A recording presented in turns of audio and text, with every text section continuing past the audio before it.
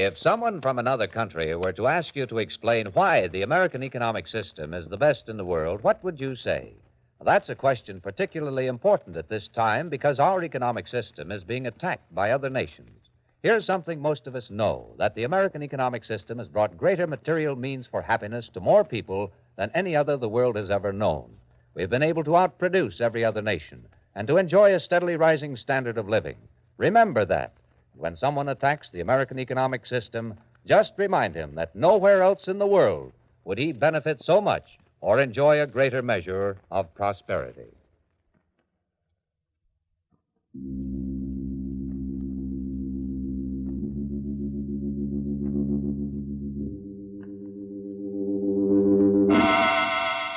Inner Sanctum Mysteries, brought to you by the American Broadcasting Company.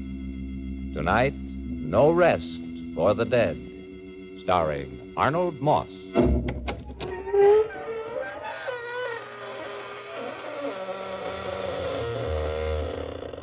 Good evening, friends of the Inner Sanctum. Yes, it's your old friend, the host, again, inviting you through the blood-stained portals of the creaking door, through which so many people have entered and so few return. Well, friends, I just got back from a vacation. I've had a most delirious time. Lovely. We rented a little haunted house in the country right next to a cemetery so that the little ones could play tag around the tombstones. Did you ever play golf with a couple of ghouls by moonlight? The only thing you have to be careful about is that they like to make holes in one. You guessed it. You're the one.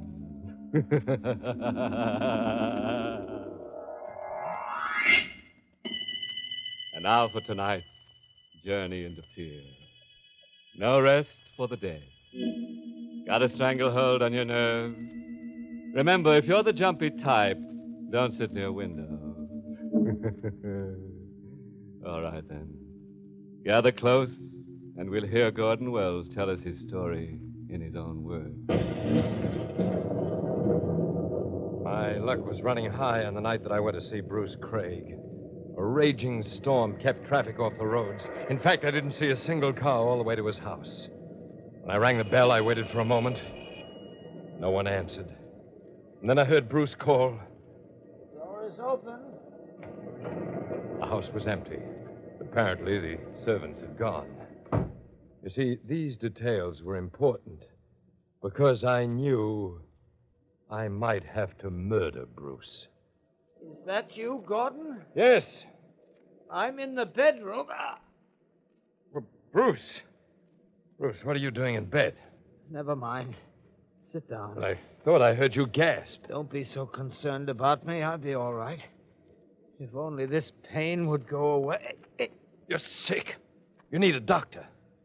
I've sent for the doctor. I'd better ring for a servant. Maybe a drink would help. The butler's gone and the cook never showed up. So there's no one here but us, Gordon.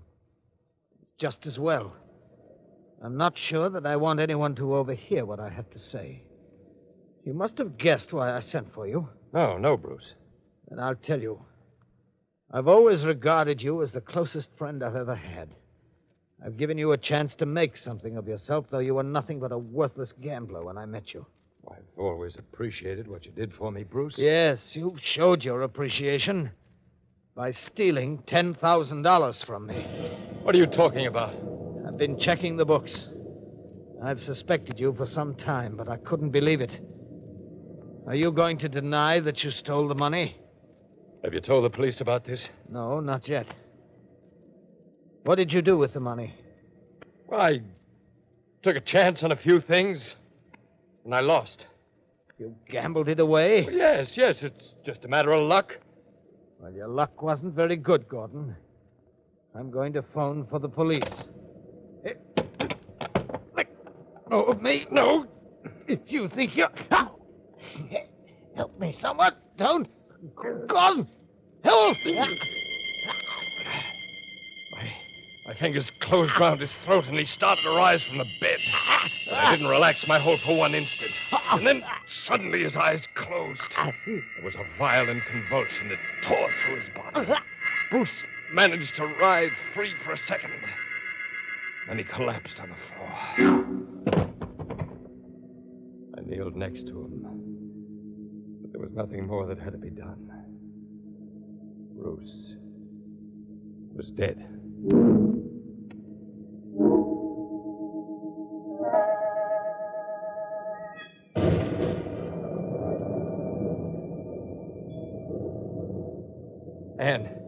Anne, wake up. Matter. There's someone at the door. At this hour? It's probably the police. The police? Yes, I want you to do exactly as I tell you, Anne. Hmm? If they ask you where I was, you tell them that I didn't leave this house tonight. Oh, but you did, dear. You went to see Bruce. Don't be a fool. Bruce is dead. Dead? He's been murdered. You were asleep when I came in. I didn't want to tell you. Gordon, did you kill... You'll tell them I was here. You'll tell them I never left this room. Gordon, you... Shut up! You can't get away with this. It's going to be all right. My luck's good. Now, come on. Just a moment. Oh, hello, Wells. I didn't mean to get you out of bed like this. Oh, good evening, Mrs. Wells. Good evening. I hope I haven't frightened you. Oh, it's all right, Mr. Parrish. I didn't know what to expect. Well, I'm sorry. I've just come from Bruce Craig's house. You live close by. I thought you should be the first one to know. Craig is dead. When did you find out? I got a call from his doctor an hour ago. He didn't have any relatives around here. Doctor knew I was his attorney, and he got in touch with me. Well, this is terrible news, Parrish. It's hard to tell you what Bruce meant to me. Why, he was more than just a friend. Yes, I knew that when I drew up his will. Why, he's left everything to you. To me? Yes, his entire estate. There's only one condition. Oh, what's that? Well, Bruce apparently had a brother somewhere. If this man turns up within 48 hours, he'll be the sole beneficiary. I see. But you don't have to worry. The brother hasn't been heard from for 20 years. He's probably dead. Well, will you take care of the funeral arrangements? I'll help you if you wish. Wait a minute. There's something I don't understand. What? The funeral arrangements. I thought the police would take the body. The police? Well, yes, in cases like this. Oh, no. The police don't take over when a man dies in his own home. Unless, of course, it's murder. That's what I mean. Oh, good heavens. I guess I was so upset I forgot to tell you. Bruce Craig died of a heart attack. Heart attack? Are you sure? The doctor was quite certain of it. Why, what did you expect it was?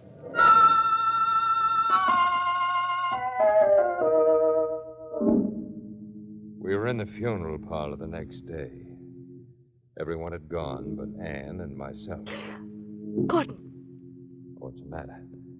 look there. That man. What about him? It's Craig. Bruce Craig. I looked at the man who'd just walked in. It was Bruce. He was standing in the dim shadows. I watched him as he walked over to the open coffin. And suddenly I realized that man is Bruce Craig's brother.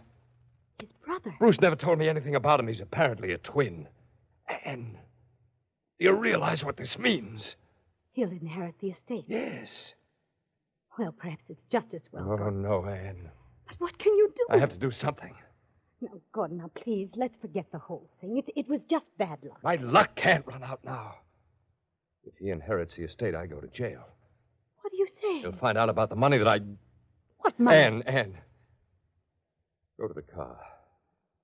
Turn on the motor. Wait there. But why? Do as I tell you. If you love me at all, you've got to help me. The man stood near the coffin, looking at the body inside it, lost in thought. I looked at his face, and I looked at the face of my friend in the coffin. They were identical, except that one was alive, and the other had the calm repose of death. What do you want? Nothing. You're his brother, aren't you? Who are you? Gordon Wells. I was his closest friend. Were you? You are Dennis Craig, aren't you? Excuse me, I'd better go. No, wait a minute. I'm leaving, too. May I go with you, please? I'd rather go alone, but... All right, come along. No, go this way, will you? Where does it lead? To the alley. It's easier to reach your car. Will you be at the cemetery? When is the burial? Early tomorrow morning. The alley was dark. I'd been counting on that. The man beside me walked along quietly, but seemed wary, suspicious, as though he could read the thoughts in my mind. It was then that I noticed some paving bricks piled on the side where they were repairing the road in the alley. I stopped. He seemed to sense what I wanted to do. What are you up to? Nothing. Why did you come over to me before? Well, isn't it only natural since he was your brother? I never said he was my brother. It's true, but... Let go of my No. arm. You're not going to get me. Ow! For a moment, I was dizzy from his blow, but in the darkness, I saw him running down the alley. Suddenly, I saw his body shoot into the air, and I heard him scream. I saw him stumble and fall. He lay still for a moment. I picked up one of the paving bricks and quickly came up to him. He was on his back, unconscious. I raised my hand. His eyes opened. No, don't. I'm not Dennis Craig.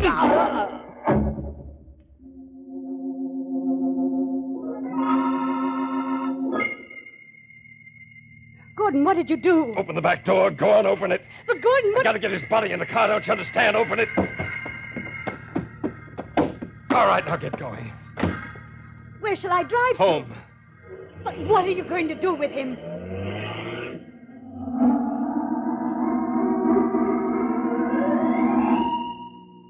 Go around to the back of the house, Anne. All right. Stop there.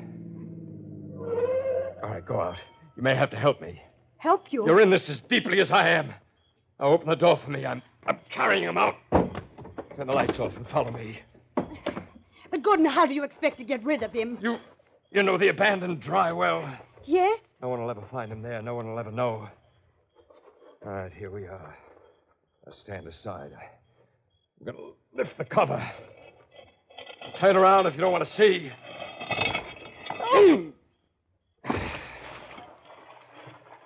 Now, I'll replace the cover. One of these days I'll seal it up. Gordon, you'll never get away with it. Never. Don't be a fool. Can't you see everything's going my way? He even tripped in the alley when he got away from me and not a soul saw us. Nobody knows about it but you. But why did you have to kill him? Why? You got away with it once. Why weren't you grateful? Why did you have to do this? You're hysterical. You're losing your head. Now stop it.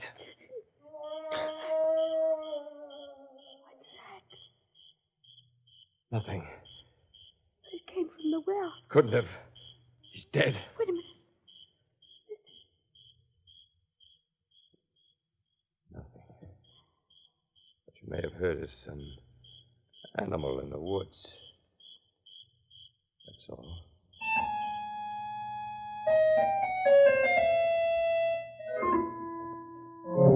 Everything went perfectly. I knew it would. Nothing can go wrong when you have a run of luck, the way I did. I inherited Bruce Craig's estate. I took over the business. I was wealthier than I'd ever been. I think I could have even been happy if it weren't for Anne. You see, I could forget, but she couldn't. Then one night, about 8 weeks after Bruce Craig died, we were at home together. Gordon. Yes? Can't we go out tonight? Anne, there's a storm. Yes, I know there's a storm. But it's only a few minutes into town. We can see a movie. Anything would be better than staying here. Anne, what's the matter with you? I can't stand this house anymore. We haven't been out of it for one night since Bruce Craig died.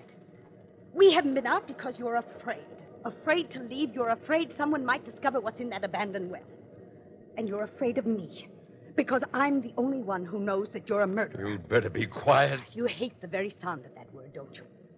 Well, you are a murderer. Murderer. Anne, Who's that?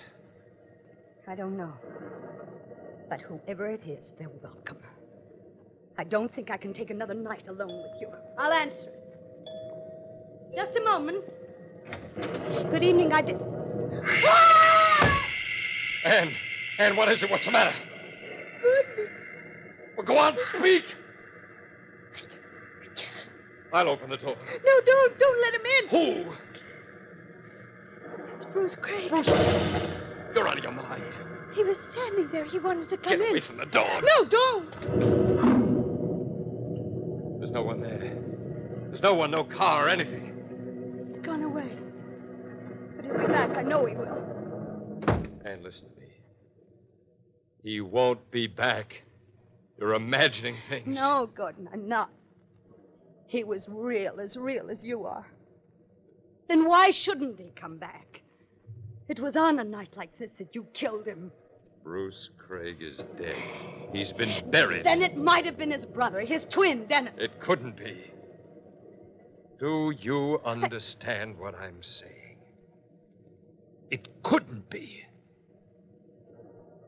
Yes. I understand what you're saying. Anne, come with me. Where? Where are you going to take me? You'll see in a moment. Just come with me to the garage. The garage? I want to get a pick and a flashlight. No, Gordon, no, don't. Anne, we're only going to the abandoned well. Well? Yes. There's something I want to show you. No, I don't want to see. You'd better come with me, Anne. This is very important. Perhaps a matter of life or death.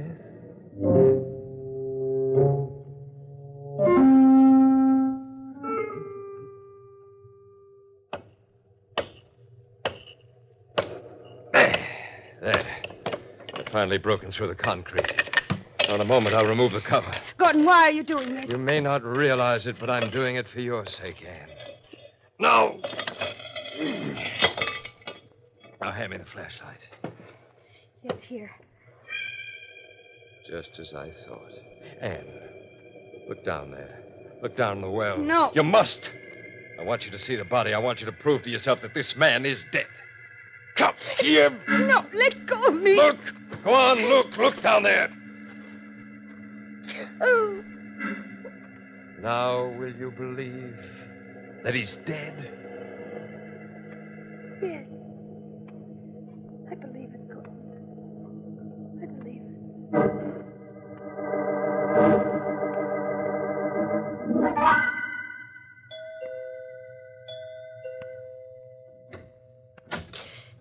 Good evening, Mrs. Wells. Who are you? I just wanted to speak to you. But who are you? Why do you keep that scarf over your face? You'll find out presently. Where is your husband? He's downstairs in the cellar. Does he still think you're losing your mind, Mrs. Wells? What are you talking about? He hasn't accused you of having any hallucinations in the last 2 weeks. Looking into the well seems to have helped you a great deal. How do you know? Don't you realize who I am now? No. Perhaps if I remove the scarf, you'll recognize me. Craig. Good night, Mrs. Wells. Gordon! Gordon! What's wrong? Gordon, come here! What happened? What happened, Anne? I just saw. Well, what did you see? Gordon, I know what's been in your mind. I know what you've been planning. That's why I'm afraid to tell you this. What are you afraid to tell me? I saw him again. Bruce Craig. Bruce Craig or his brother, I don't know which one. But he was standing as close to me as you are now. Was he? And he spoke to me. I know I'm risking my life by telling you this, but I can't help it. I must make you understand. Something strange is happening, something you must believe. You do believe me, don't you, Gordon? I'm not losing my mind. You can trust me. I won't give your secret away. I only told you this because I wanted to help you. Gordon. Gordon, what are you going to do? Tell me. I've just decided what to do, Anne. No, you would. You can't kill me like you killed the others. You can't. I've been loyal. I've been faithful. You can't murder me. Murder you? All I want to do, dear, is take you away on a trip. Trip? Yes. Back to Canada, to your hometown. You can see your old friends, take a long rest, regain your health. You said you'd like to get away. You would like that, Anne, wouldn't you? Oh, yes, Gordon, yes. It'd be wonderful to get away from here.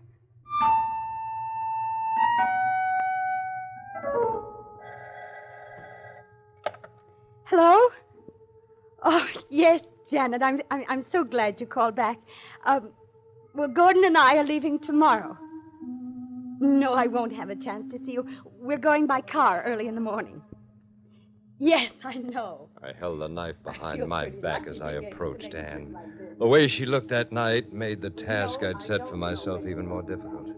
She'd been as happy as a child ever since I told her we were going away, and now she turned to me, radiant smile on her face. Yeah, she looked lovelier than I'd ever seen her before. That was Janet. She sends her regards, dear. Have you told the people in town we're going away? Yes, I have. And I paid the grocer and the milk company, everyone. You see, I checked them off on my list. Mm-hmm. Darling, you married a very efficient wife. Oh, yes, dear, I know. Oh, Gordon, I don't think you really understand what this trip means to me. We'll both be able to make a new start. Away from here, away from this place. Maybe we'll even be able to forget. Because I love you, darling. Oh, Anne. Gordon, that knife. Yes? But, Gordon, I thought... I know what you thought, Anne. You mean the trip was just part of your plan? I'm sorry, Anne. I don't want to do this. But I must. But why? Why, I'd never give you away. I haven't betrayed you, even in the slightest way, have I? Why must... No, the knife! God! The first thrust killed her. When she fell to the floor, I made certain she was dead. The rest was all planned. You see, I didn't want to murder Anne. I was forced to. In order to protect my own life, she would have given me away without realizing it because I was convinced that her mind was gone. I stooped to pick her up, but just then I heard someone at the door. For a moment, I felt paralyzed. I looked at my watch. It was almost midnight. Who could it be? Quickly, I put her body behind a couch. Then I put a chair over the bloodstain on the floor. I hid the knife. And then I went to the door. Hello, Wells. Craig. Yes. Oh, no, it can't It's be. just as your wife told you, Wells. You're not imagining this. But you... You're wondering just who I am? Yes. I'm Dennis Craig. But that's impossible. Is it? If you don't mind, there's a phone call I must make. Phone call? Yes. Hello, operator. Call the police immediately. Tell them to come to the home of Gordon Wells on Glendale Lane. Tell them that Mr. Wells has just murdered his wife. Craig, how did you... How did I get here? Yes.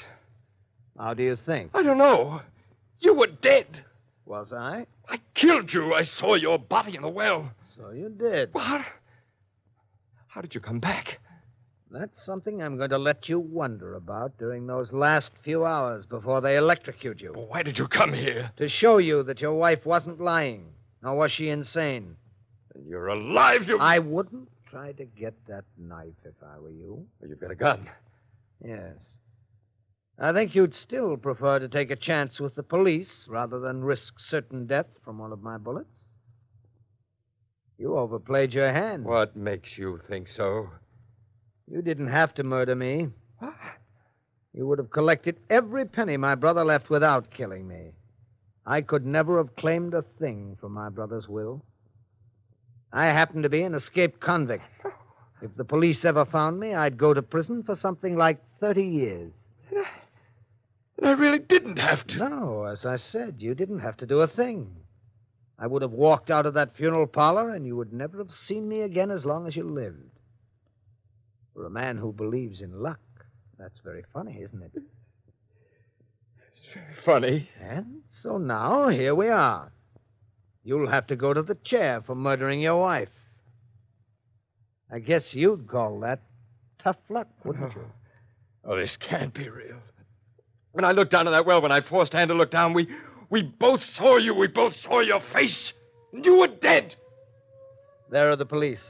I'll have to go. I'm going with you. I'm not going to let them find me here. I'm afraid you're wrong about that. Oh, my leg. You won't be able to get away now, Wells. Oh. Not with that leg. Why did you do this? Because you're a murderer at heart, Wells. You had it coming. I think your luck's run out.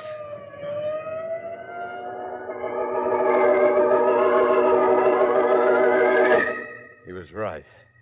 My luck had run out. At the trial, I tried to tell them my wife was murdered by the same man who came into the house and shot me, but no one believed me. I still don't know whether Dennis Craig was alive or dead. Perhaps he was alive when I put him in the abandoned well, and then he could have escaped and dug up his brother's body and substituted it for his own. Sure, that's the only way he could have done it. But then again, perhaps he did return from the dead. I'll never know.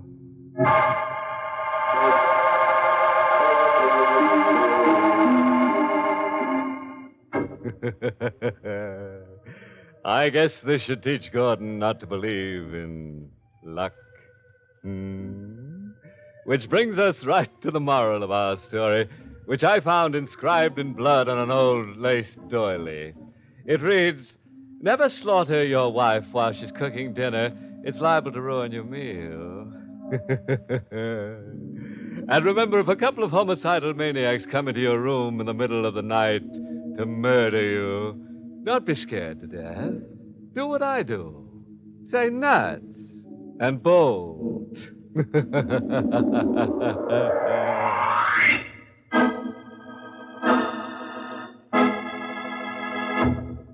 Tonight's Inner Sanctum Mystery was written by Milton Lewis and starred Arnold Moss in the role of Gordon. Charlotte Holland played Anne, and Everett Sloane played Dennis. Music was by Lew White. This month's Inner Sanctum Mystery novel is Woman Under the Mountain by Roman McDougald. The entire production of Inner Sanctum is under the direction of Hyman Brown. Well, friends, it's time to close that creaking door. Till next week at the same time, when we'll be back with more spooks and shudders. Next week's Distress, The Baited Corpse, is about a taxi driver who finds a fortune and promptly loses his mind over it. An obliging fellow, our Hackey never shies away from any undertaking. Come, ride along. Next week. Until then, good night. Pleasant dreams.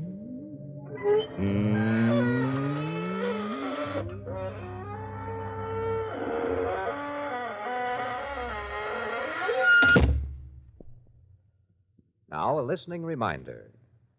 Stay tuned for the original Amateur Hour as Ted Mack starts tomorrow's talent off on the royal highway to fame and fortune. This is ABC, the American Broadcasting Company.